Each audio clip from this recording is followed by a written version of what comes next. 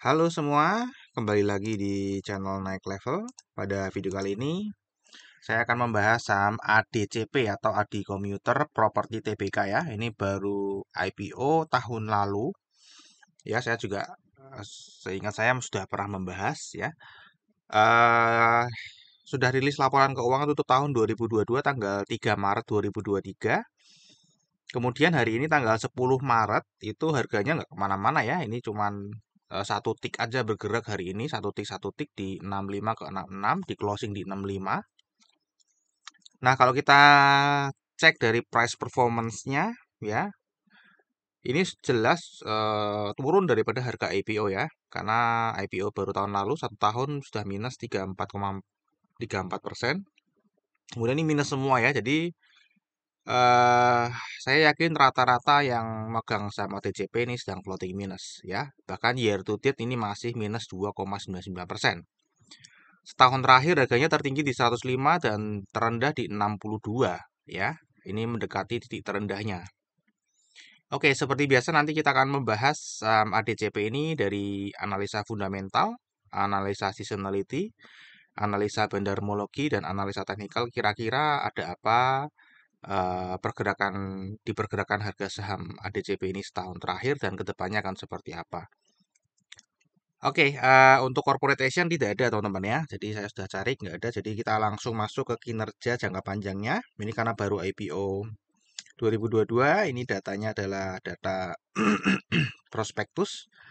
Ya, kalau kita lihat secara pendapatan ya, ini kalau kita bandingkan dengan 2018 ya, kita akan tarik garis sebenarnya masih naik ya.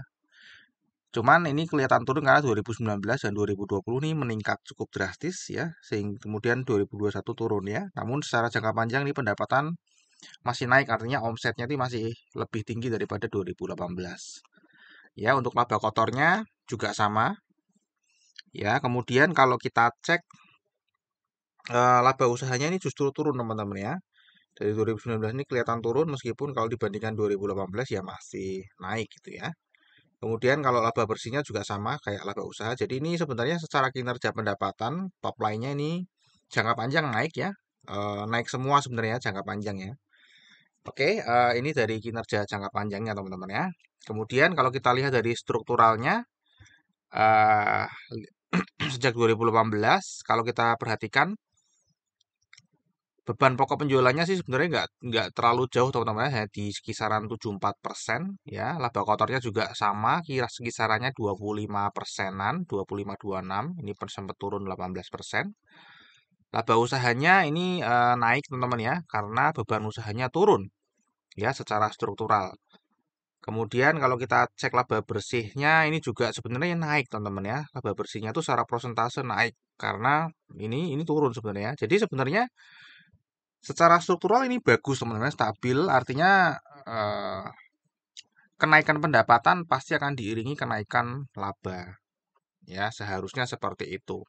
Karena ini stabil teman-teman ya, strukturnya. Nah, ini adalah kinerja jangka pendeknya ya.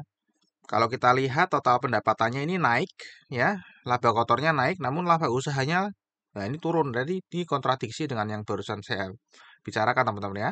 Harusnya pendapatan naik, labanya ikut naik kan. Namun ini ternyata beda karena ini beban usahanya dalam jangka pendek. Ya, tadi kan kita bicara jangka panjangnya. Dalam jangka pendek ternyata naiknya sangat signifikan ya. Dari 0,6 ke 6,5%. Tadi ini saya sudah cek ini beban umum ya. Nggak tahu beban umum itu apa. Itu loh sangat general. Ya, sehingga menggerus laba usahanya. Ya, menggerus laba usahanya turun meskipun masih profit ya. Nah, kemudian eh, laba bersihnya pun jadi ikut turun ya. Di sini laba bersihnya juga secara struktural persentase turun teman-teman ya. Oke, ini kinerja jangka pendeknya. Jadi secara top line, secara pendapatan masih naik, namun tadi kalau kita lihat di jangka panjang juga turun ya teman-teman ya. Secara labanya, laba usaha dan laba bersihnya, profitabilitasnya sedang menurun. Nah, kalau kita cek dari valuasinya pada saat video ini dibuat itu price to book value-nya 0,59 di bawah 1 dan PE ratio-nya 13,75. Karena ini baru IPO 2022 jadi datanya cuma baru satu ya. Ini PBV atau valuasi saat ini itu masih lebih rendah dibandingkan tahun 2022 ya. Ya, pada saat video ini dibuat itu lebih rendah daripada tutup tahun 2022. Kalau kita cek ROE-nya di sini 4,27% dan kita bayarnya di 0,59 ya. Di sini ya di 0,9 PBV. Maka ROE secara kita kalau membeli dengan harga saham saat ini itu adalah 7,2%. Jadi termasuknya mahal teman-teman ya. Untuk dividen ini sudah bagi dividen satu kali ya 2022 jumlahnya 1,17 atau 1,8% ya. Ini payout ratio-nya sekitar 19,5%. Nah, ini 2022 kan sudah 1 tahun ya. Ini baginya bulan Juli. Kalau misalnya ini bagi lagi ya dengan persentase yang sama maka baginya akan 1 teman-teman, dibagi harga saat ini 65 jadi 1,5% ya. Jadi nggak jauh-jauh beda dari tahun lalu. Termasuknya juga kecil ya dividen yield-nya ya. Nah, untuk seasonality ini datanya masih belum bisa kita pakai untuk analisa karena baru 1 tahun ya. Tentu saja tidak ada kestabilan atau tidak ada pola yang terbentuk. Namun kalau kita lihat ya teman-teman ya, dalam setahun setelah IPO ini baru naik 2 kali di Agustus dan September. Ya, yang lainnya nih merah semua ya, cukup parah ya teman-teman ya. Dan tahun ini pun juga masih minus lagi. Bahkan di tahun ini belum naik sama sekali ya, Februari cuma 0 aja. Nah, sekarang kita cek ke bandarmologinya, kenapa kok bisa seperti itu ya, gitu ya. Jadi ini kepemilikannya adalah adikarya, 89,99%, masyarakatnya 10%, ada koperasi jasa arti sejahtera nih cuma 100.000. Ya, jadi 2,2 miliar ini ada di masyarakat. Kalau kita lihat ini ternyata investor retail banyak yang cukup menyerah ya, banyak yang jual ya, artinya cut loss ya, karena harganya lagi turun, mereka cut loss. Mungkin salah satu teman-teman ada yang cut loss di sini. Kemudian kode ADCP, partisipasi asingnya ini sangat kecil ya, jadi ini bisa diabaikan saja pergerakan investor asing di ADCP. Nah, sekarang kita cek lebih detail teman-teman ya. Jadi tadi sahamnya beredar di masyarakat 2,22 miliar lembar saham ya. Jadi adikarya ini tidak ada sangkut pautnya, tidak ada urusan, tidak ada kepentingan dengan harga saham ADCP ya, karena yang beredar di masyarakat hanya 2,2 miliar ini yang floating di bursa ya. Nah, ini yang menggerakkan harga sahamnya setiap hari. Nah, kita akan lihat di sini teman-teman ya, kenapa kok harganya turun terus. Ya, kalau kita lihat ya, ini kepemilikan per bulan Februari 2023 ya dipegang oleh investor lokal 99,81%, ini sangat mendominasi ya. Bahkan investor asing ini nggak ada apa-apanya, kecil sekali, bisa diabaikan saja.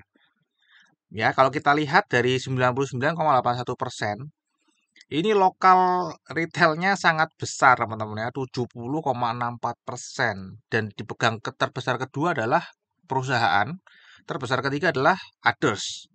Dan kalau kita cek kenapa harganya turun terus, ya karena big money ya, corporate big money yang satu tujuan, satu arah itu buang barang teman-teman ya. Ini juga others, ini buang barang terakhir kali. Ya, sedangkan ini lokal retail lokal yang jumlahnya sangat banyak tadi, puluhan ribu, yang nggak mungkin bisa satu arah, pasti ada yang jual, ada yang beli, ada yang jual, beli nggak fokus ya. Ini membeli terus. Jadi ini yang menyebabkan harganya turun karena ada big money yang sedang dikeluarkan nih, dibuang dan ditampung oleh investor lokal. Ini sangat berat ya saham ADCP ini untuk naik ya. Butuh pemain besar yang mau memborong saham ADCP ini ya. Dan ini jumlahnya juga sangat banyak. Jadi ngumpulinya mungkin lumayan lama. Ya, jadi ini mungkin ADCP akan bergerak di situ-situ aja, bahkan cenderung turun kalau ini masih terus distribusi ya. Ini masih distribusi terakhir-terakhir, kemudian ini others, others sih cuma 1 kali buang gitu ya. Ini 1 kali buang, kemudian dia stabil. Ya, jadi ini corporate yang masih buang teman-teman ya. Oke, inilah kenapa saham ini turun terus teman-teman ya. Hmm. Nah, sekarang kita cek di bulan Maretnya seperti apa. Tadi kan data dari Februari ke Februari, sekarang kita cek Maretnya. Kalau kita cek di Maretnya ini dari Bandarmologi, dari Broksum ya kelihatan sebenarnya sedang distribusi teman ya, small distribution ya, kecil ya karena ini memang volumenya juga kecil. Ya, jadi sedang small distribution. Nah, kalau kita cek dari teknikalnya teman-teman ya, ini sedang downtrend ya, sedang downtrend dan ini menuju ke all time low-nya di sini 62 teman-teman ya. Jadi ini all time low di 62, kemungkinan dia akan bisa break ke bawah teman-teman ya. Bisa ke 50 nggak ya? Bisa aja kalau memang yang tadi corporate dan others-nya buang terus dan investor retailnya mau nangkap terus itu teman-teman ya. Jadi ini kira-kira coretan saya di saham ADCP ya. Kemudian terakhir risamnya tadi kinerja jangka panjang naik ya. Secara overall secara 4 tahun masih naik. Kinerja jangka pendeknya naik secara pendapatan namun tadi profitabilitasnya turun. Valuasi terbilang mahal, baru 1 kali bagi dividen. Forecast-nya pun kalau misalnya membagi lagi di tahun 2023 nanti adalah 1,5%. Seasonality ini belum bisa digunakan data untuk analisa. Bandarmologi 12 bulan terakhir distribusi, 10 Maret distribusi meskipun sangat kecil. Terakhir ini technical downtrend ya menuju all time low. Jadi kalau kemungkinan besar akan break all time low-nya dia ya. Apakah akan ke 50 ya ada potensi ke sana teman-teman ya. Namun itu kita nggak ngerti ya. Terakhir disclaimer teman-teman ya. Jadi analisa yang saya paparkan di YouTube ini adalah analisa saya pribadi yang tentunya bisa saja salah. Jadi teman-teman bijaksana dalam menggunakan informasi yang ada di video ini. Silakan teman-teman cari informasi sebanyak-banyaknya dari konten kreator lain atau dari mencari analisa sendiri sebelum memutuskan untuk membeli atau menjual saham ADCP ini. Oke, sampai di sini dulu video ini. Terima kasih dan sampai jumpa di video saya yang berikutnya.